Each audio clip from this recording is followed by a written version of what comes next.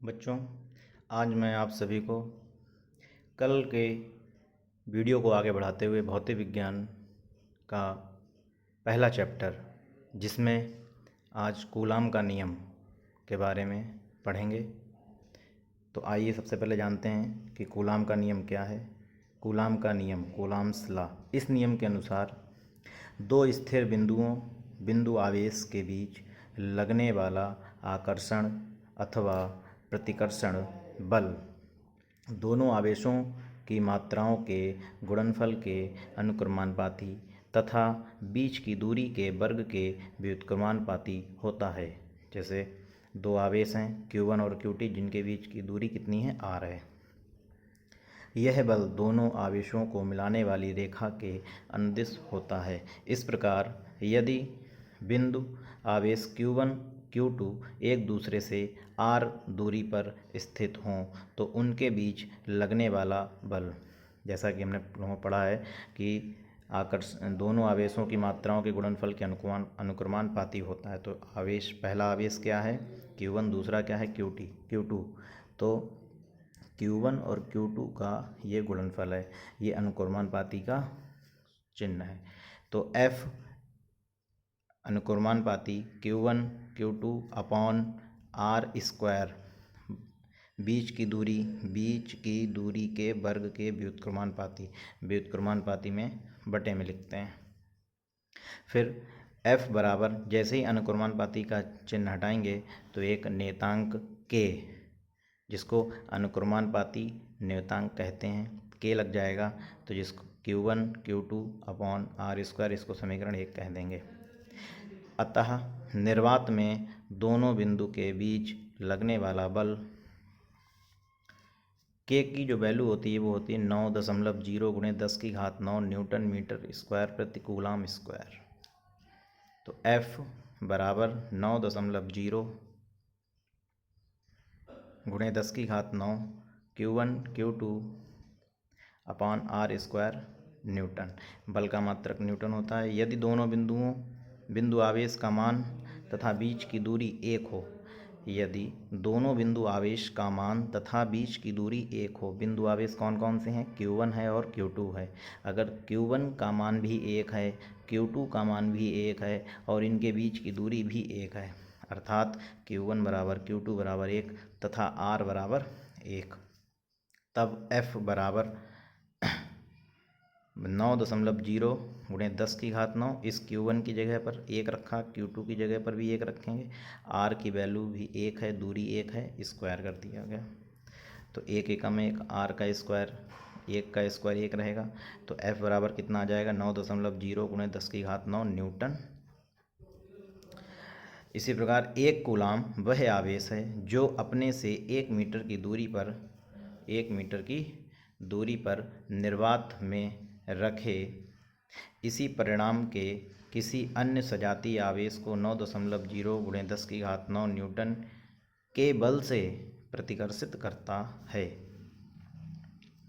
जब बिंदु आवेश निर्वात में स्थित हो, अर्थात निर्वात में जब स्थित होगा तो K का मान कितना होगा, 1/4 पाई एप्सिलॉन नॉट। इसको क्या बोलते हैं, एप्सिलॉन 0 भी बोलते हैं, एप्सिलॉन नॉट भी बोलते हैं। तो इसका सूत्र क्या बन जाएगा, F बराबर 1/4 पाई, जैसे यहाँ पर ये क्या लगा था, F बराबर K Q1 Q2 upon R square. तो इसी K की जगह पर क्या रखा जाएगा, मान 1/4 पाई एप्सिलॉन नॉट। तो F बराबर 1/4 pi epsilon not Q1 Q2 upon R square. Epsilon not को निर्वात की वैद्युतशीलता कहते हैं। तो जो हमारा एप्सिलॉन नॉट है, एप्सिलॉन नॉट का हम मान ज्ञात करेंगे।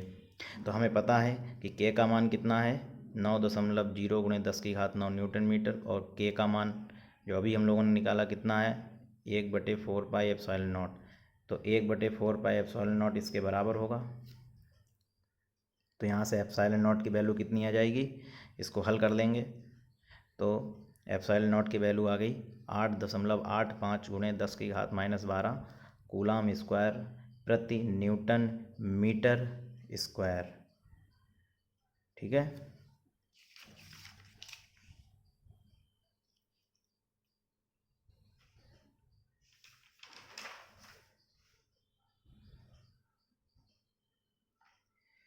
इसी प्रकार से एप्सिलॉन नॉट का विमीय सूत्र क्या हो जाएगा, इसको हल कर लेंगे तो कितना आएगा, m-1 L-3 T4a2।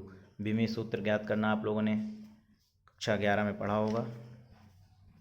तो कूलाम की जो परिभाषा होगी क्या है, यदि किसी चालक में 1 एम्पियर की वैद्युत धारा 1 सेकंड तक प्रवाहित हो तो उस चालक में से गुजरने वाले आवेश की मात्रा 1 कूलाम होगी। आपको ये याद रखनी है, इम्पॉर्टेंट है। अर्थात 1 कूलाम बराबर 1 एम्पियर प्रति सेकंड। अब शुरू करेंगे अध्यारोपण का सिद्धांत या बहुल आवेशों के बीच बल।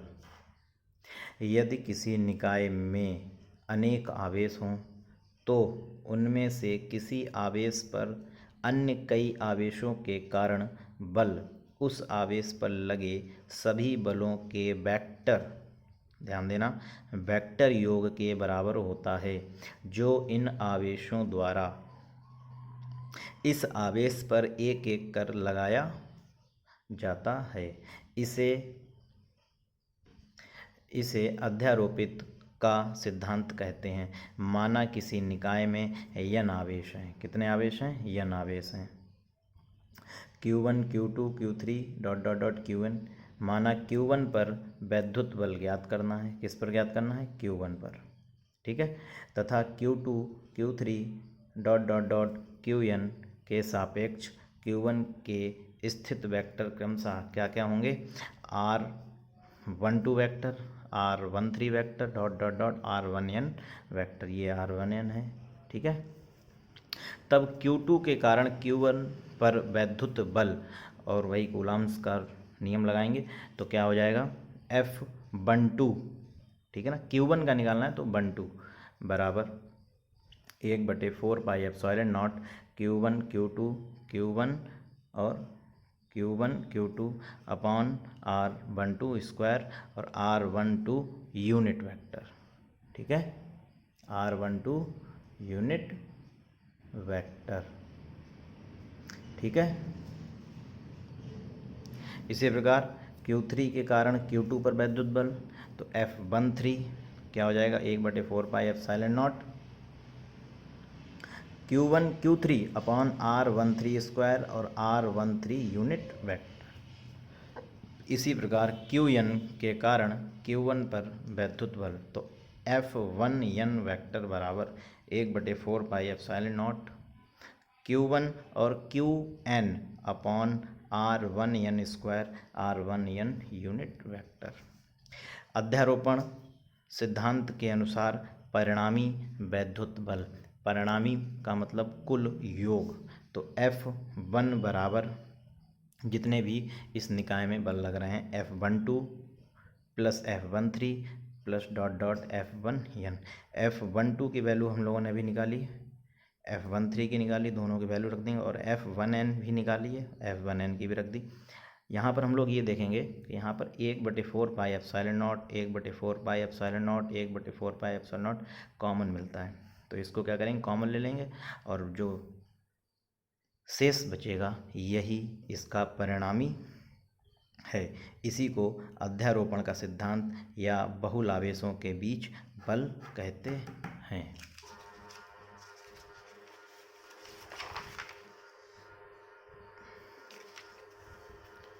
अब प्रारंभ करते हैं वैद्युत क्षेत्र और वैद्युत बल रेखाएं। किसी वैद्युत आवेश के चारों ओर का वह क्षेत्र जिसमें कोई अन्य आवेश आकर्षण तथा प्रतिकर्षण बल का अनुभव करता है, वैद्युत क्षेत्र अथवा वैद्युत बल क्षेत्र कहलाता है। विद्युत क्षेत्र में रखा आवेश बल की दिशा में चलता है। यदि बल की दिशा निरंतर बदलती रहती है तो आवेश की दिशा भी निरंतर बदलती जाएगी, अर्थात बल रेखाएं वक्राकार मार्ग पर चलेंगी। अतः वैद्युत बल रेखाएं विद्युत क्षेत्र में खींचा गया वह काल्पनिक निष्कोण वक्र है जिस पर एक स्वतंत्र व पृथक्कृत एकांक धन आवेश चलता है। वैद्युत बल रेखा के कारण भी किसी बिंदु पर खींची गई स्पर्श रेखा उस बिंदु पर स्थित धन आवेश पर लगने वाला बल की दिशा को प्रदर्शित करता है। जैसे कि हम जानते हैं कि चुंबक होता है, तो चुंबक में एक नॉर्थ पोल होता है, एक साउथ पोल होता है, ठीक है। और चुंबकीय क्षेत्र रेखाएं एन से स्टार्ट होकर एस पर ख़त्म होती हैं। हम लोग जानते हैं जैसे चुंबकीय क्षेत्र है, इसमें क्या है कि इसमें जो चुंबकीय बल रेखाएं होती हैं वो एन से स्टार्ट होती हैं, एस पर ख़त्म होती हैं। यहाँ से भी इधर से निकलती हैं और इधर से इसमें प्रवेश करती हैं। तो ये जो अंदर जो रेखाएं होती हैं, ये कैसी रेखाएं होती हैं? काल्पनिक होती हैं। कैसी होती हैं? इसीलिए इनको क्या कहते हैं? काल्पनिक चुंबकीय बल रेखाएं। इसी प्रकार वह काल्पनिक रेखाएं जो वास्तविक विद्युत क्षेत्र को प्रदर्शित करती हैं। जब विद्युत क्षेत्र की हम बात करेंगे, जब हम विद्युत क्षेत्र की बात करेंगे तो वे काल्पनिक रेखाएं जो वास्तविक विद्युत क्षेत्र को प्रदर्शित करती हैं विद्युत क्षेत्र रेखाएं कहलाती हैं। जैसे चुंबक की बात थी तो चुंबक में ये चुंबकीय क्षेत्र रेखाएं थीं जो काल्पनिक थीं और इसका क्षेत्र था, तो इस क्षेत्र को क्या गया? चुंबकीय क्षेत्र। ऐसे विद्युत क्षेत्र की बात की जाए तो वह विद्युत क्षेत्र में भी काल्पनिक रेखाएं होती हैं जैसे चुंबकीय क्षेत्र में काल्पनिक रेखाएं हैं, तो वास्तविक क्षेत्र को प्रदर्शित करती हैं विद्युत क्षेत्र रेखाएं कहलाती हैं। मतलब काल्पनिक रेखाओं के द्वारा वास्तविक क्षेत्र प्रदर्शित होता है। अगर वो चुंबक की बात की जाए तो वास्तविक चुंबकीय क्षेत्र होगा, अगर वो विद्युत के लिए बात की जाए तो वास्तविक विद्युत क्षेत्र होगा। तो वो रेखाएं जो होती हैं वो वास्तविक विद्युत क्षेत्र रेखाएं कहलाती हैं। मान लीजिए एक विद्युत क्षेत्र रेखा है जी, ये रहा, ये विद्युत क्षेत्र रेखा इस तरीके से मान लिया। इसमें 1 2 3 4 5 पॉइंट बना लिए। सभी पॉइंट पर हमने क्या काम किया? एक स्पर्श रेखा खींच दी। क्या कर दिया? स्पर्श रेखा खींच दी। यह स्पर्श रेखा जो है विद्युत क्षेत्र की दिशा को प्रदर्शित कर रही हैं। क्या कर रही हैं? विद्युत क्षेत्र की दिशा को। ये विद्युत क्षेत्र रेखा है, विद्युत क्षेत्र रेखा है। इसमें जो सभी पॉइंट पर हमने जो स्पर्श रेखा खींची, स्पर्श रेखा जो स्पर्श करती हुई जाए, तो ये क्या प्रदर्शित कर रही हैं? विद्युत क्षेत्र की दिशा को प्रदर्शित करती हैं। इसी अर्थात विद्युत क्षेत्र रेखा किसी बिंदु पर स्पर्श रेखा उस बिंदु की विद्युत क्षेत्र रेखा को प्रदर्शित करती है या करेगी। एक बात और जान लीजिए, इसी प्रकार विद्युत क्षेत्र रेखाएं धनावेश से प्रारंभ होती हैं। जैसे चुंबक में नॉर्थ पोल से निकली धनावेश से, तो धनावेश से प्रारंभ होकर ऋणावेश पर समाप्त होती हैं। माना दो आवेश, एक ऋण है और दूसरा धन आवेश है, तो धन आवेश से विद्युत क्षेत्र रेखाएं ऋण आवेश में प्रवेश करती हैं जो काल्पनिक होती हैं, ठीक है। इसी क्षेत्र को क्या कहते हैं? विद्युत बल रेखाएं। इन्हीं रेखाओं को विद्युत बल रेखाएं, और ये जो क्षेत्र बनता है इसको क्या कहते हैं? विद्युत क्षेत्र। मान लीजिए दो आवेश, मान लीजिए आवेश धन आवेश है। कैसा है? दोनों हटा दीजिए, एक की बात करेंगे। मान लीजिए आवेश धन आवेश हो तो धन आवेश के लिए ये आवेश से प्रारंभ होकर अनंत तक जाती है। अगर ये धन आवेश है, सिर्फ कैसा आवेश है? यहाँ पर धन आवेश है, तो धन आवेश से जो विद्युत क्षेत्र रेखाएं होती हैं वो सिर्फ निकलती हैं और निकल के कहाँ जाती हैं? अनंत तक। कहाँ जाती हैं? अनंत तक। इसी प्रकार तथा ऋणावेश के लिए मान लीजिए ये ऋणावेश है, तो ऋणावेश में अनंत से आती हैं, अनंत से आती हैं। कहाँ आती हैं? ऋणावेश तक। कहाँ आती हैं? ऋणावेश तक आती हैं। अर्थात आपको याद रखना है कि विद्युत क्षेत्र रेखाएं धनावेश से निकलती हैं तथा ऋणावेश पर पहुंचती हैं। विद्युत बल रेखाओं के गुण। अब विद्युत बल रेखाओं के गुण हम लोग जानेंगे क्या हैं। ये रेखाएं धनावेश से चलकर ऋणावेश पर समाप्त होती हैं। नंबर 2, बल रेखा के किसी भी बिंदु पर खींची गई स्पर्श रेखा उस बिंदु पर धनावेश पर लगने वाले बल की दिशा को प्रदर्शित करती है। ठीक है, अब शुरू करते हैं वैद्युत क्षेत्र की तीव्रता।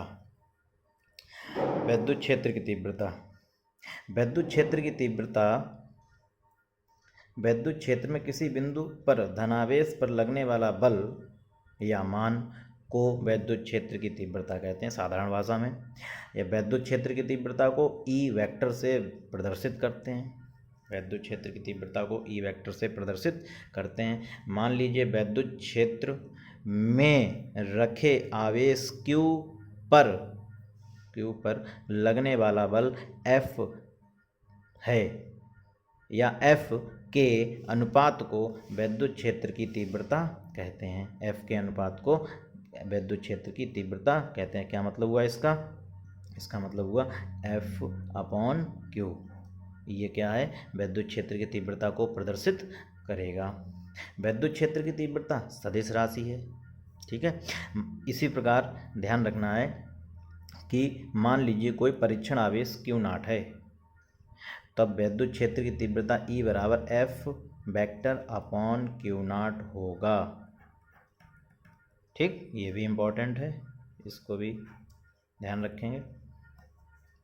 इसका मात्रक न्यूटन प्रति कूलाम और एसआई पद्धति में मात्रक किलोग्राम मीटर प्रति सेकेंड क्यूब एम्पियर होता है और इसका विमीय सूत्र MLT-3A-1 होता है।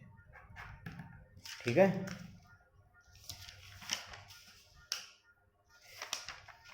इसी प्रकार अब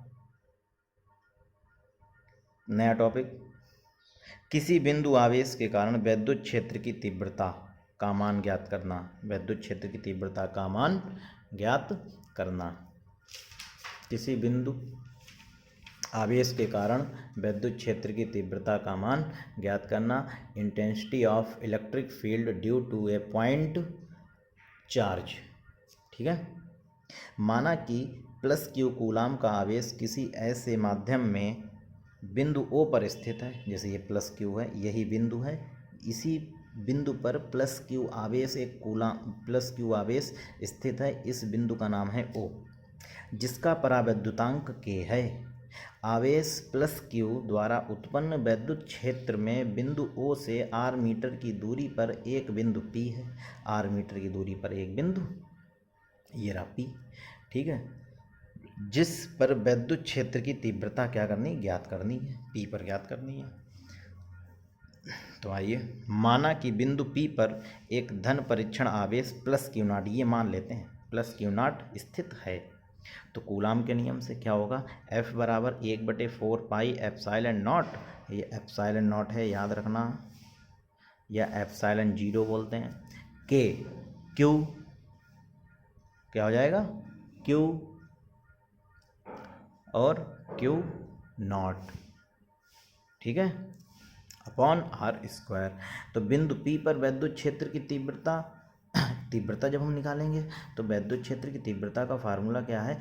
E बराबर F/Q0। ठीक है, तो हम लोगों ने क्या काम किया?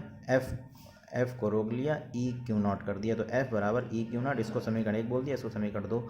समीकरण 1 व 2 से, तथा हम जानते हैं कि निर्वात में K का मान 1 होता है या K बराबर 1, तो समीकरण 1 में ये F का मान यहाँ रख देंगे, तो क्या हो जाएगा? 1/4πε0, और यहाँ पर जो K था, K की जगह पर हमने क्या ले लिया? 1।